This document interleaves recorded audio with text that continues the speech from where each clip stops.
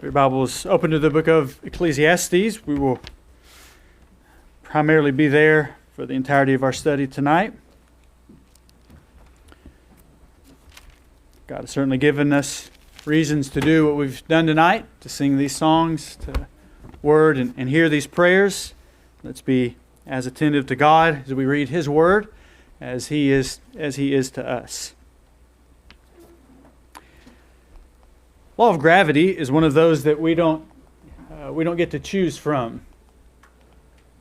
Excuse me. It's something that we can't choose. It's something that we cannot change, and it limits our decisions. Being aware of it and of its consequences, then that is going to affect our choices, our expectations, our priorities. We don't think about it, but it's tucked away in the back of our mind. An understanding of that law is useful to us every day, even if we don't cite that law as we go throughout the day. The book of Ecclesiastes does the same thing.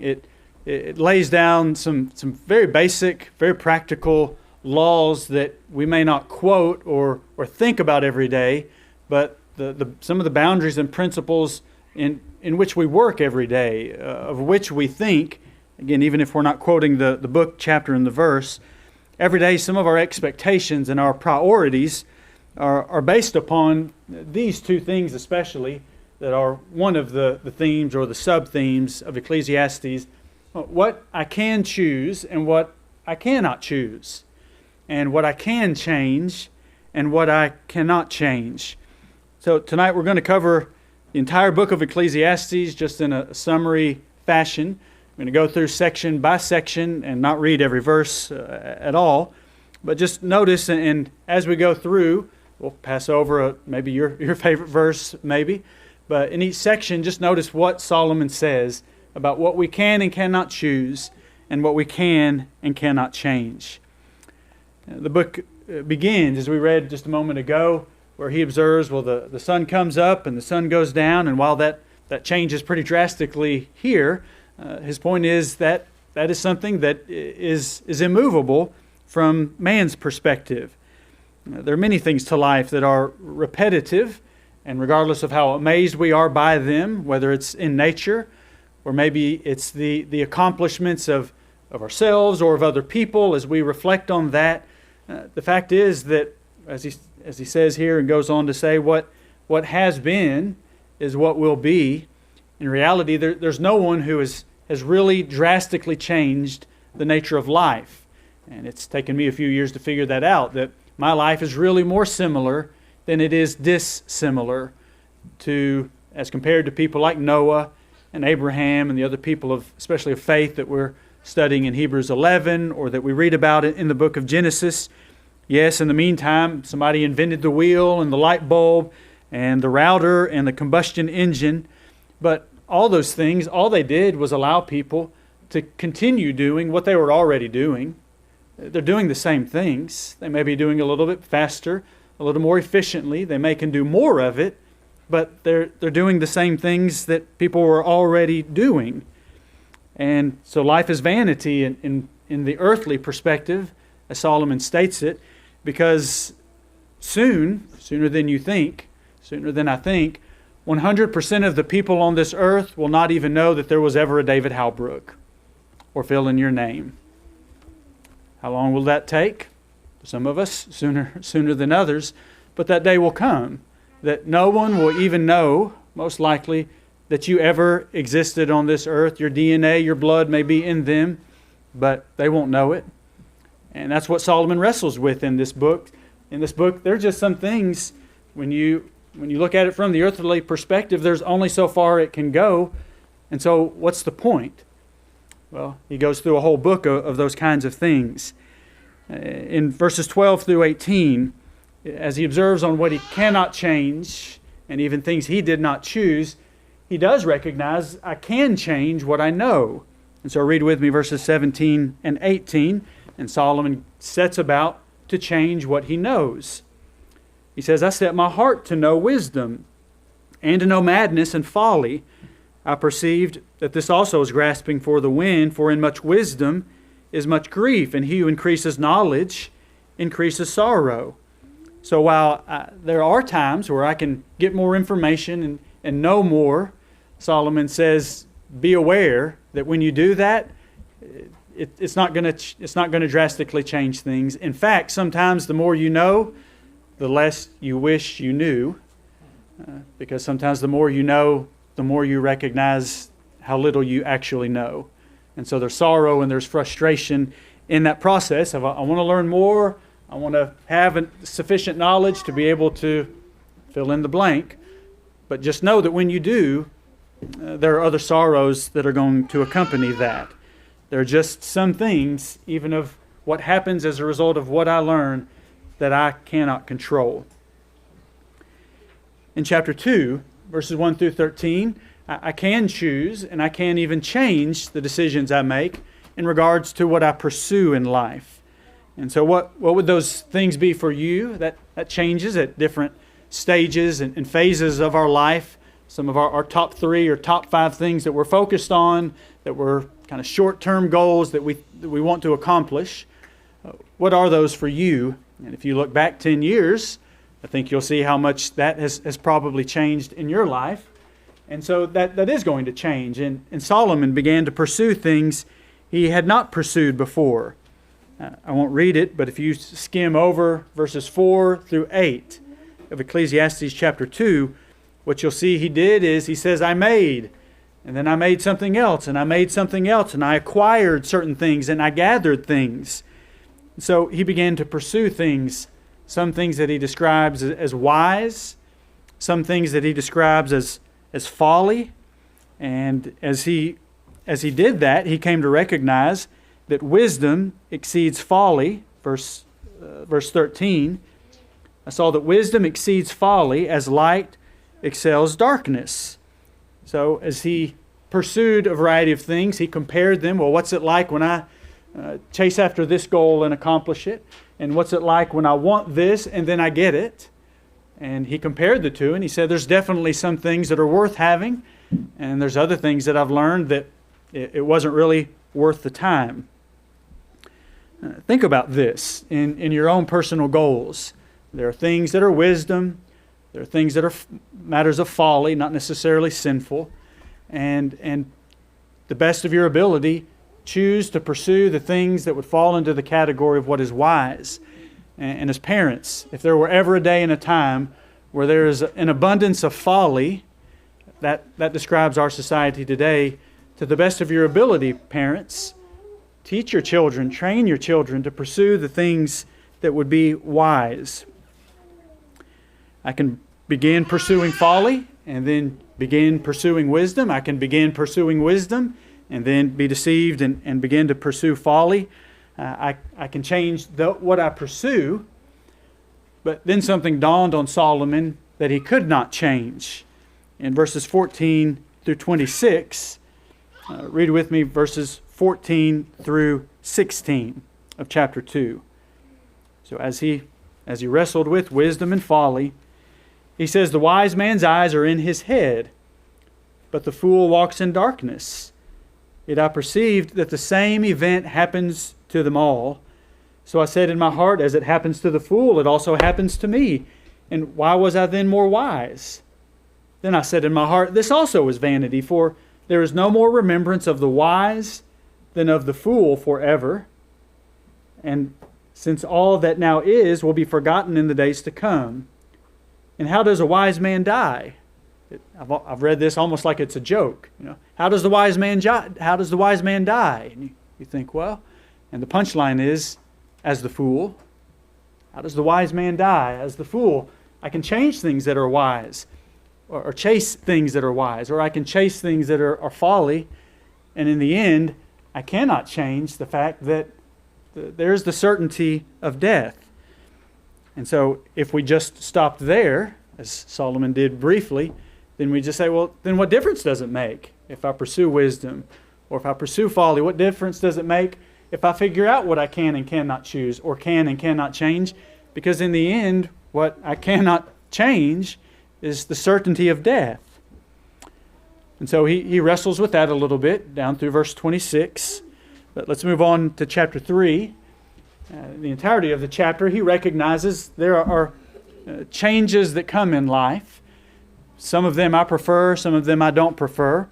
Most of them I cannot choose, and most of them I cannot change. Read with me verse 1 and verse 11, just the beginning and end of this section. To everything there is a season, a time for every purpose under heaven. And then in verses 2 through 8, a pretty well-known section where he summarizes the ups and the downs, the highs and the lows, the seasons and the phases and changes of life. But then in verse 11, he says he has made everything beautiful in its time. If you read through that list of things, verses 2 through 8, there's only a few things that I could actually choose, that I'm going to decide when this begins, and I'm going to decide when this ends. I can some of those choose, but only really influence to the slightest degree. There are so many factors that go into when those things happen and how often they happen. And so our greatest comfort can't be, oh good, it's finally the season to be born. Oh good, it's the time to pluck what is planted. I'm tired of all the planting. Yeah, we could go through those and we all pick out which side of that equation we prefer to be on. But the fact is, verse 11 is where we really ought to find, have our confidence, whatever the season is. God makes everything beautiful in its time. I believe he's referring to these seasons. God makes the time to be born beautiful in its time. God makes the time to die beautiful in its time. We may have to wait some time before we recognize when it's beautiful or how it's beautiful, and nobody likes to wait, especially in 2021. But this is, verse 11 is our confidence. I can't change the seasons of life, and aren't in reality, or at some point you live long enough to realize, we thank God for that. Because if it all was subject to our whims and our preferences and our opinions, how big of a mess would we make of our own lives? Let's just trust the God who has arranged this world in a way that we can't change it. He's the one who makes it beautiful in its time. So accept with joy and with trust the changes of life. In chapter 4, verses 1 through 8, Solomon is hit with the reality that I cannot change other people, and I can't stop the consequences of their decisions. And here are a few of the examples that he gives. For example, in verse 1, here a wise man, a powerful man, and a wealthy man, even he doesn't have the answer to every occasion of oppression. And so he says, I returned and considered all the oppression that is done under the sun, and look, the tears of the oppressed, but they have no comforter. On the side of their oppressors there is power, but they have no comforter. So at first you might think, but this is king. He's the king. If there's someone being oppressed, he ought to take care of it. But even the most powerful man on earth, he can't stop every source of oppression. And Solomon is frustrated by that. And so he recognizes even he, at the pinnacle of power on the earth at this time, even he cannot change all other people, and he can't stop the consequences of their decisions. In verse 4, here's another area where he observes. He says, I saw that for all toil and every skillful work, a man is envied by his neighbor. So here's somebody doing well and being productive and skillful. And so you would think, well, that ought to produce good for everybody. Well, no. There's somebody standing on the sideline with a criticism. There's an armchair quarterback who's saying, well, you should have done it this way, and I could do it better than you. What benefit does that provide? And he can't stop it. And he can't stop, all of the consequences of envy. And so on and on throughout this section, he comes to that realization. Here are some things I cannot choose, and here are some things I cannot change. Continuing on in chapter 4, verses 9 through 16, life is not totally out of our hands. Here's a section where he talks about choosing companions. And while verses 9 through 12 are often given the application of choosing a spouse, That's certainly a great application, but it's not limited. This verse is not written about a wedding. It's written about companionship in general. And so there are a variety of occasions in life where I have an opportunity to choose a companion, depending on the phase of life I'm in. It might be marriage, but it might be a roommate. It might be a go into business with someone. Just think of all the occasions where you make some commitment to someone, however temporary or however long, and you're in it together. You're bound together for some designated amount of time or for some project. So here he's saying, I do have some choice. I get to choose my companions. Notice in verse 9, for example, 2 are better than 1 because they have a good reward for their labor. But 2 is only better than 1 if they're both working towards the same reward, right? What if you've got 2 who are bound together in some agreement, but they have different goals? Well, in that case, somebody did not choose well, and in that case, 1 is better than 2. That's not what Solomon's really focusing on. He's focusing on 2 who do have a common reward. But the fact is that I need to choose my companions well. In verse 10, 2 are better than 1, for if they fall, 1 will lift up his companion. But woe to him who is alone when he falls, for he has no one to help him up. And this is true if you choose the right companion as a roommate. This is true if you choose a right companion to go into business with. But what if you're with a companion who sticks his foot out, who trips you, who helps you to fall? Then you didn't choose well, and maybe you couldn't have known, and that's the time that lets you know. But there are risks involved in companionship. Verse 11, Solomon's also describing the benefits of companionship. If 2 lie down together, they will keep warm, but how can 1 be warm alone? And then verse 12, when there are battles, though 1 may be overpowered by another, 2 can withstand him, and a threefold cord is not quickly broken.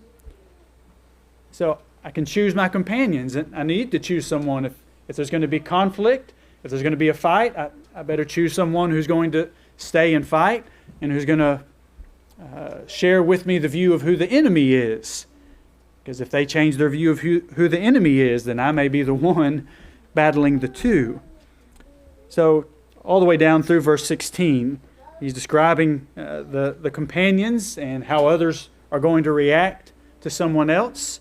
Some of that I have some choice, but there at the same time, when I involve my life with other people, there are some things that I cannot change. Solomon's learned this with a few miles under his belt. In chapter 5, verses 1 through 7, he deals with the subject of vows. Let's read verses 1 and 2. He says, walk prudently when you go to the house of God, and draw near to hear, rather than to give the sacrifice of fools, for they do not know that they do evil. Do not be rash with your mouth, and do not let your heart utter anything hastily before God. For God is in heaven, and you on earth. Therefore, let your words be few. And in verse 5, better not to vow than to vow and not pay. So here's another area where I do have a choice. I can choose to vow or not to vow. But when I do make a vow, now I don't have a choice in regards to what my duty is. When you make the vow, now you cannot choose to be set free from the vow. You can choose not to do it, but if you make a vow and do not keep it, now there's some things that you can't change about the consequences of that. What are some occasions where we make vows today? Might remind us of Matthew chapter 5, 33 to 37, what Jesus had to say about this. Again, you have heard that it was said to those of old, you shall not swear falsely, but shall perform your oaths to the Lord. But I say to you, do not swear at all, neither by heaven, for it is God's throne, nor by earth, for it is his footstool, nor by Jerusalem, for it is the city of the great King. Nor shall you swear by your head, because you cannot make one hair white or black. but let your yes be yes and your no, no, for whatever is more than these is from the evil one. So the point Jesus is making is don't try to distinguish an oath from a vow, a promise from swearing, and the difference in a promise from a commitment. Well, I know I said I would, but I didn't promise. Well, I know I promised, but I didn't sign the dotted line. Jesus boils it down. Let your yes be yes, let your no be no. And so when we make different commitments, being a citizen of a physical nation, there's some commitments that go along with that we don't get to choose all of them and we can't change most of them, but we're supposed to cooperate with them. Render unto Caesar the things that are Caesar's. The Jews did not want to, but they couldn't choose and they couldn't change it. That's just a part of being a citizen. When we think about having a job, employment puts us into a vow of sorts, into a commitment. Some may be in writing, but there may be even some commitments that we make when we accept a job.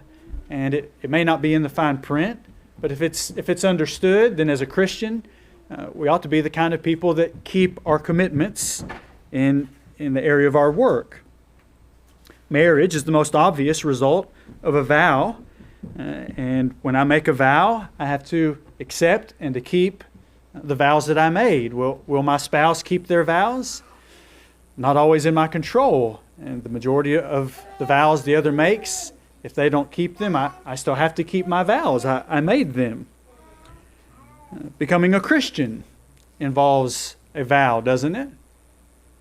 Becoming a Christian, I ask God for the forgiveness of my sin. I'm making the commitment.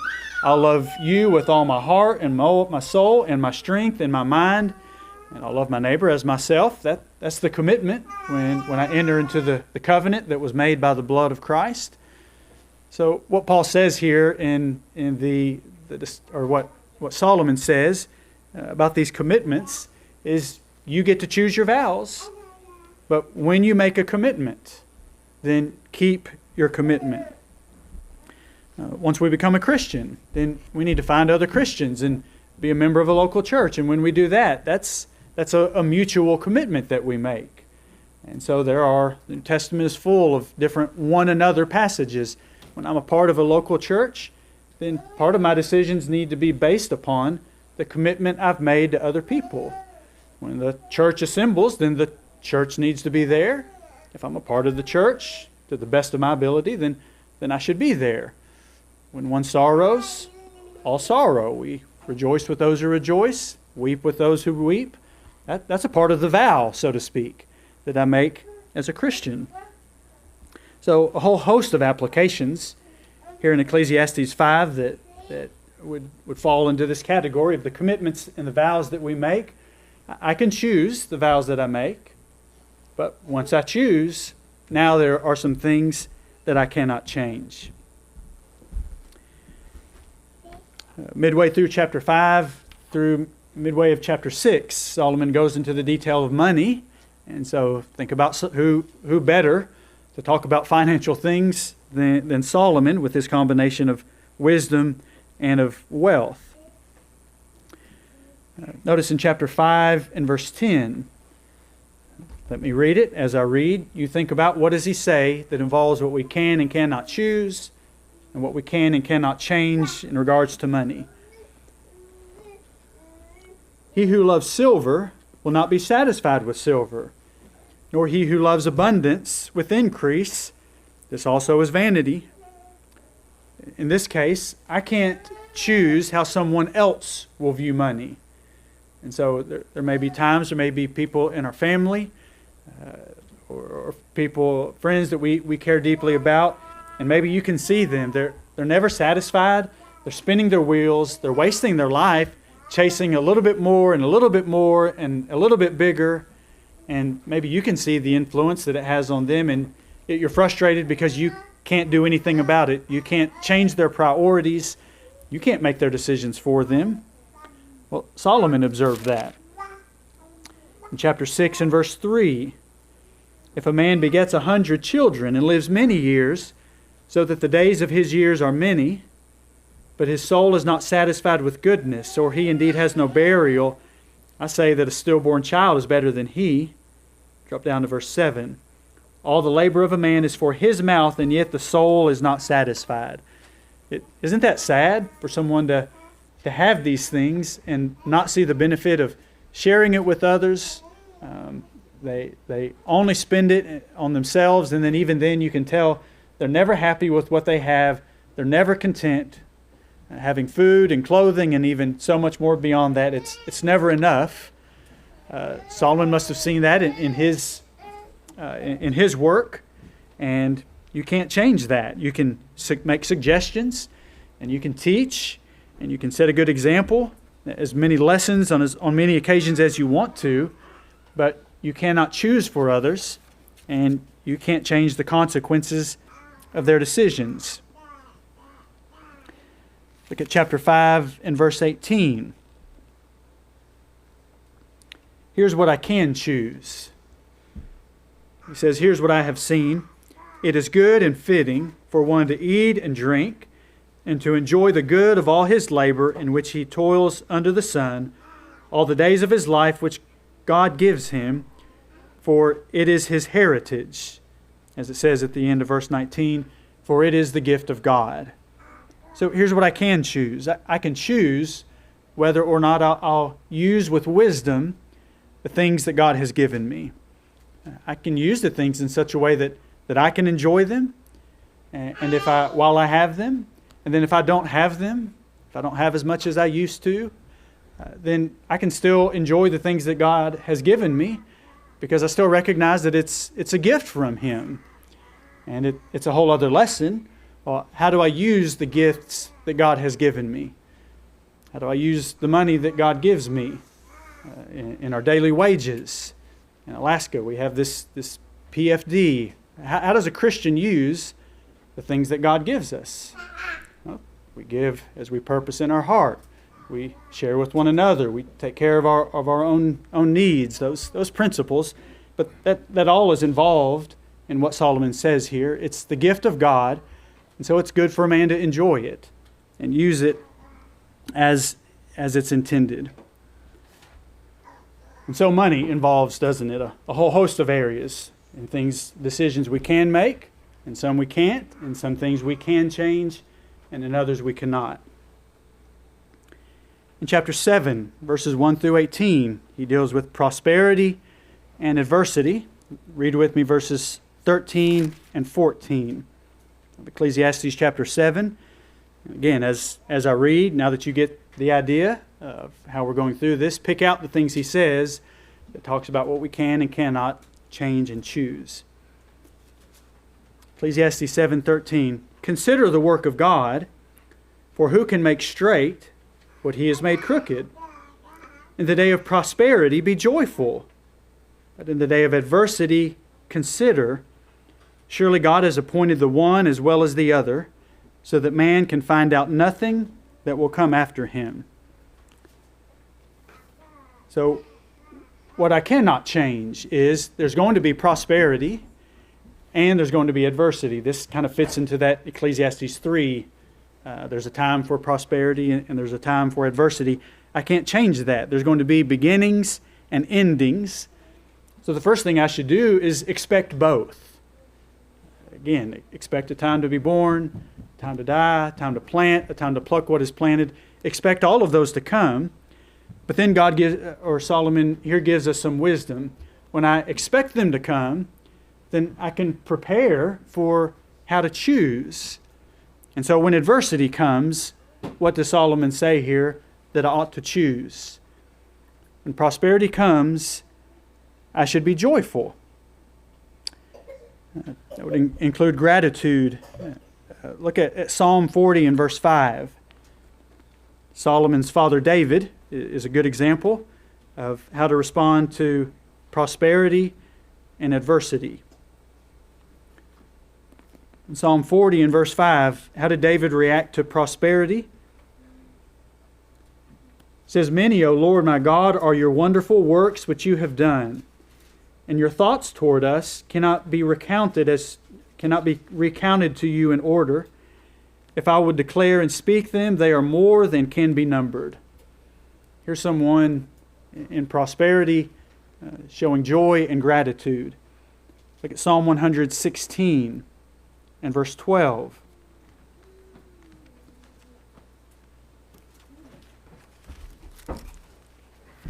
Psalm 116 and verse 12. How should I choose to respond to prosperity? Here, presumably David writing, what shall I render to the Lord for all His benefits toward me? In every blessing, in every period of bounty and extra and excess, or any degree of prosperity, I ought to choose to think about, well, who gave this to me? Who does this ultimately come from?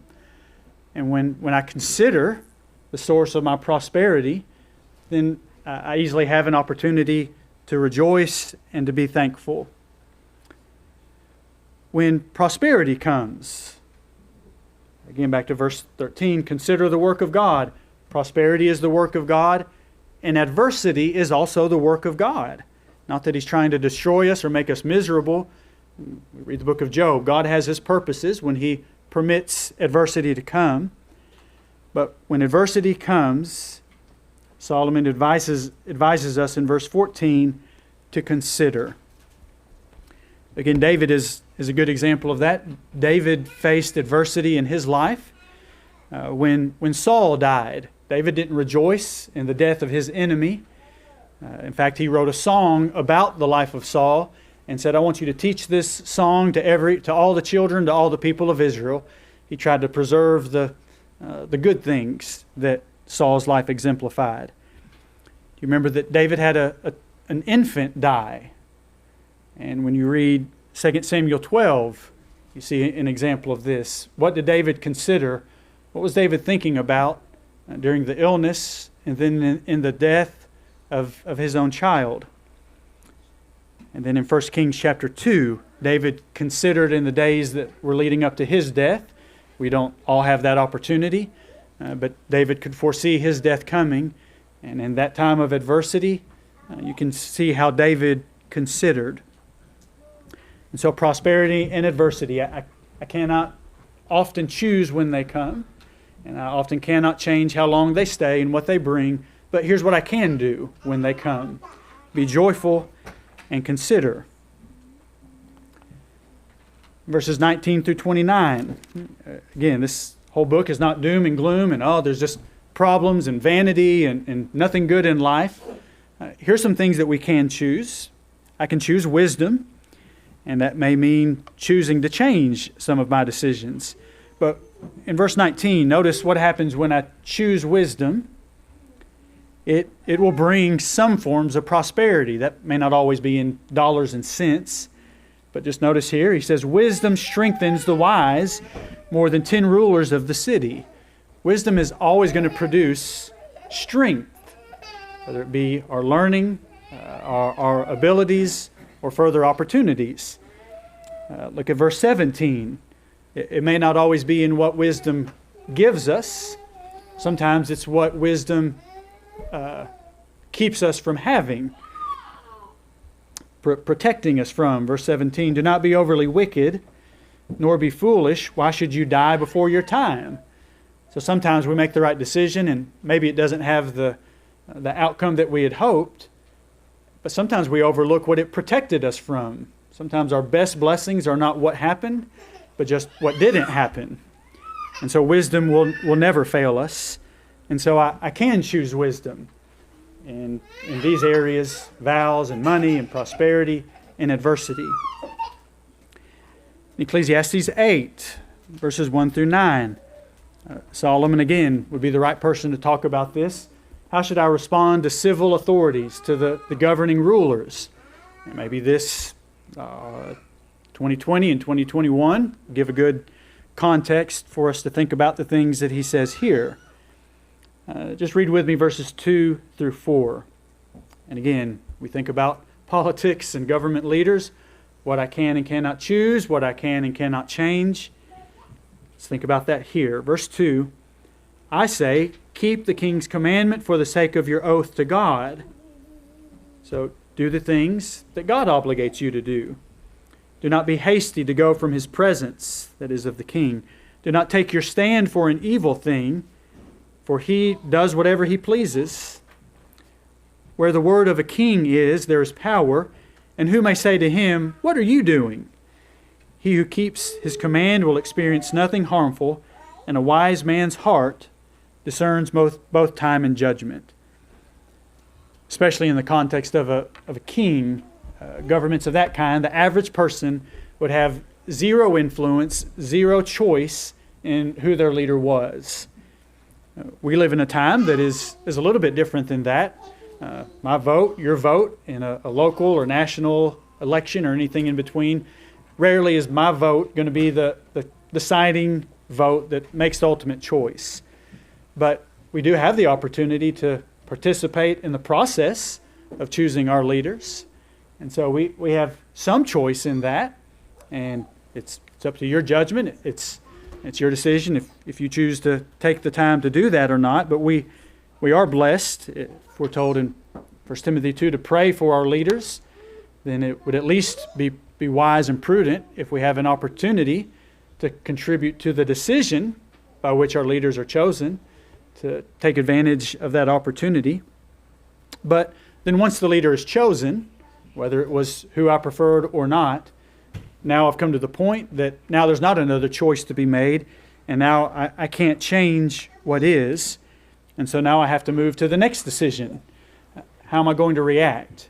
How am I going to respond to the one who's in this position?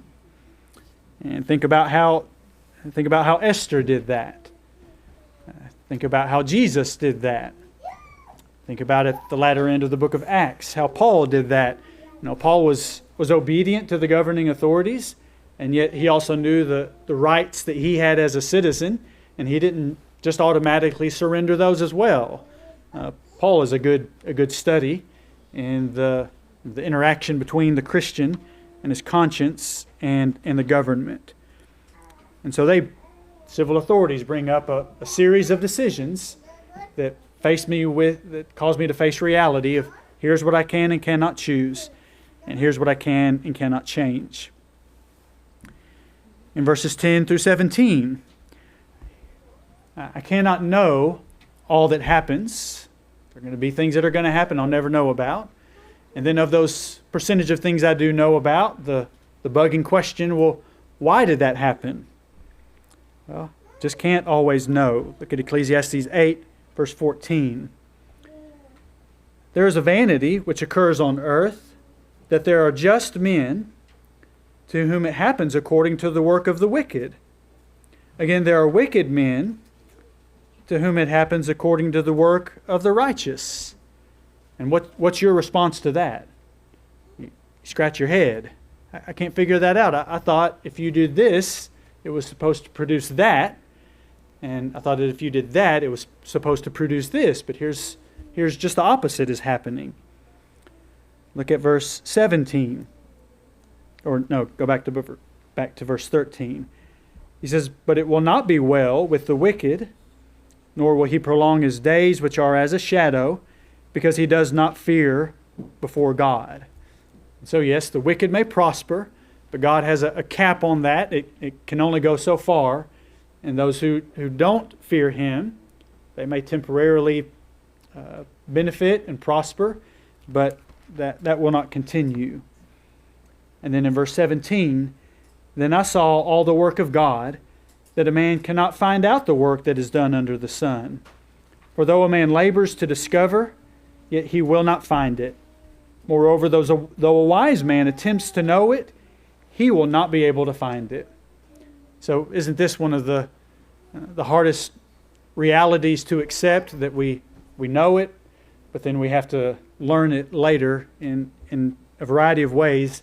There are just times that I cannot know why something happened, and I cannot change what has happened no matter how wise I am. I'll never have the answer. And we have to come to a point in our life and ultimately in our faith that some things we are willing to leave there. In chapters 9 through 11, This is sort of when you read through the section, you'll recognize it. You might think, oh, I've left Ecclesiastes and I'm in the book of Proverbs, because it goes from subject to subject, dealing with things like the mind and our words and our work and money. What happens when there's a foolish ruler? What happens when there's a wise ruler? So just a potpourri of topics. But in chapter 9 and verse 3, among the topics that again arises, as it often does in this book, is the subject of death. In chapter 9 and verse 3, this is an evil in all that is done under the sun, that one thing happens to all. Surely the hearts of the sons of men are full of evil. Madness is in their hearts while they live, and after that they go to the dead. So Solomon repeats himself that death is one of the things I cannot choose and I cannot change, and we'll talk about that again. Look at verses 11 and 12. Here are other outcomes that we don't have absolute control over, even in things where it seems to us to be a mathematical formula that, well, if I do this under these conditions, then this will be the result. But notice verses 11 and 12. I returned and saw under the sun that the race is not to the swift. Well, that's confusing, because who wins the fastest runner? That's who wins the race, but not always. Nor the battle to the strong, nor bread to the wise, nor riches to men of understanding, nor favor to men of skill, but time and chance happen to them all. For a man does not know his time. Like fish taken in a cruel net, like birds caught in a snare, so the sons of men are snared in an evil time when it falls upon them suddenly. No matter how wise you are, strong you are, skilled you are, prepared you were, there are no guaranteed outcomes. I think sometimes our society overemphasizes, shoot for the moon, reach for the star. You can be whatever you want to be. Sometimes, but not all the time. Maybe that's idealistic, and maybe sometimes it's okay to do that. But our society needs to know, no, just because you work hard and gave it your best, you're not always going to get the result that you want from that. And you can do all that you can do, and yet even after you've done your best, there's still some things you cannot choose, still some things you cannot change. Well, if the strong and the wise and the people with skill, since they don't always get the outcome, does that mean I just shouldn't try? What's the point of trying to be skillful if it isn't always guaranteed to produce the desired outcome? Well, that's an overreaction as well. Look at verse 1 of chapter 9. He says, I considered all this in my heart so that I could declare it. I could declare it all, that the righteous and the wise and their works are in the hand of God. So if I'm the wise and I don't get the grade, I don't get the reward, I don't get the recognition, was it worth it? It's worth it, because I'm still in the hand of God. If I trained and I lost the race, was all my training a waste of time? No, because I'm still in the hand of God. Verse 10, whatever your hand finds to do, do it with your might, for there is no work or device or knowledge or wisdom in the grave where you are going. So Solomon still says, yes, you give it your all. You train and you learn. But then he follows verse 10 with verse 11. But just remember, no matter how hard you try it, there will be some things yet that may escape you. And then verse 18, wisdom is better than weapons of war, but one sinner destroys much good.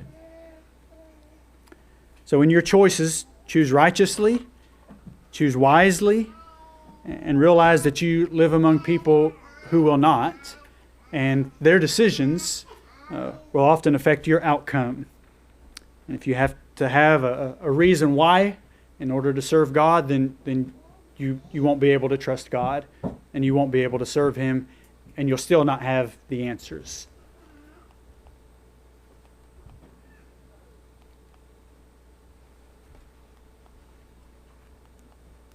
Sorry to fool you, we're not done. I'm missing a chart. Chapter 11, verse 7 through chapter 12 and verse 8, as he comes to his conclusion, we are getting there, he turns his attention to the youth. And so what he has said, people learn at a variety of ages of life. But in chapter 11 and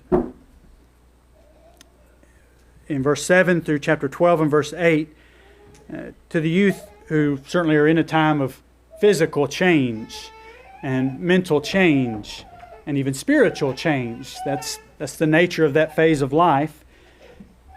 To people in that time, he says in verse 9, "Rejoice, O young man, in your youth, and let your heart cheer you in the days of your youth. Walk in the ways of your heart and in the sight of your eyes. But know that for all these God will bring you into judgment. Therefore remove sorrow from your heart and put away evil from your flesh, for childhood and youth are vanity. Remember now your Creator in the days of your youth." The time of our youth is a difficult time because we're making decisions we've never had to make before. Our parents have made them before, and so they give us their advice. Considering what we think of them, we take it or not. Our grandparents have made the same decisions. Young people, every decision you are having to make, your parents have made it. Your grandparents have made the same kind of decision, if not exactly the same one. You would be wise to seek advice from parents, from grandparents. There's in the multitude of counselors, there is safety. And so, but God gives you, as you learn quickly when you have children, even in their youth, there are certain things you cannot make them do. You can't make them eat. You can shove it in, but it'll come back out. And the older they get, the tasks become more complicated, and the number of things that you cannot make them do grow. And that's an ongoing process in youth, that for parents, there are an increasingly number of things that you cannot choose for your children, that you cannot change for your children. And so they are addressed, and they are reminded here that young people in the time of your youth, while others are choosing and some things are changing, do not forget, chapter 12, he says, the certainty of death. And so while, again, your parents can't make every decision for you, when you decide to be your own man, to be your own woman, don't forget the certainty of death. Don't forget the uncertainty of when death will come. Solomon's already talked about that. Don't forget, chapter 12, the fact that you may feel strong now, but your body is progressively going to grow weaker. And that's something adults battle against and fight against. It's a losing battle, chapter 12 says. And so remember that in your youth. Strength and opportunities you have, that's going to change and go away. And then beginning in chapter 12 and verse 9 through 14, he deals with the certainty of judgment. He said that to the young in chapter 11 and the end of verse 9. God will bring you into judgment. And so, young people, when you make your decisions, your parents may think this or think that about your choice, but even God is going to bring the youth into judgment for their decisions. But then really he speaks even more broadly in verses 9 through 14 as a reminder that we cannot choose the outcome of our choices. I can choose whether or not I'll fear God in the days of my youth or the days of my age. I can choose whether or not I'll keep His commandments. But when I make my choice, then I don't have a choice about the outcome. Fear God and keep His commandments, for this is man's all. For God will bring every work into judgment, including every secret thing, whether good or evil. God will bring you into judgment for everything you choose and everything you do not choose. And God will bring you into judgment for everything you change and for everything that you do not change. Those decisions will follow you into eternity. And so as you and the people around you, the people that you love, as they and you pass from one season of life to the next season of life, have grown to love the book of Ecclesiastes for its wealth of applications in every phase, in every season of life. As we say about Scripture, you read it and you read it again, and I didn't notice that before. Well, it didn't change. What had changed? You've changed in the meantime. And so I encourage you parents to read it, and non-parents to read it, and single and married, and if your children are 2, read it to them, and when they're 5, read it to them, and when they're 10, have them read it to you. There's so much here, but among the themes that I wanted us to dwell on tonight is that the book of Ecclesiastes will help us to rightly divide what I can choose, what I cannot choose, what I can change, and what I cannot change. Turn to number 576, and I'll let that in principle be the invitation. We have chosen, and if you're of age, you've chosen to sin. Now there are consequences to that God will choose. The wages of sin is death, and the gift of God through faith in Jesus Christ is eternal life. What do you choose tonight? If you know that you're in sin, then God will change you if you'll make the choice to live by faith, to repent of your sins, and to confess that faith and to be baptized into Christ. Or if as a Christian, if you've chosen to turn away, if you'll choose to turn back, then God will change you. If we can help you in any way in serving Him, come tell us how as we stand and sing.